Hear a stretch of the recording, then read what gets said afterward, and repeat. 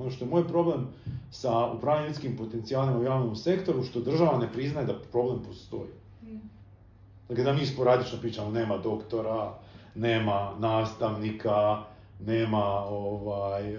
nema čistačica, nema portira, naravno da ih nema. Mislim, ne trebaš biti previše pametan. Vidiš kako je bila dinamika, dakle, znaš koliko ljudi izlazi iz tržišta rada, znaš koliko ljudi ulazi na tržište rada, znaš da su takvi trendovi u svim zemljama iz zapadne Europe gdje su plaće bitno konkurentnije i znaš da to generira iseljavanje. I onda moraš moraš identificirati problem da bi ga mogli riješiti. Ja mislim da situacija nije pesimistična. Dakle, ja mislim da je, dakle, mi smo ušli u Europsku uniju prije 10 godina, vidjeli smo neke benefite, napredovali smo svi, dakle, rast plaća u privatnom sektoru je dobra vijest.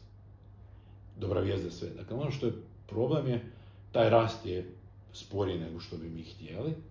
Taj rast je nepravedno raspoređen između privatnog i javnog sektora. On je nepravedno raspoređen unutar sektora.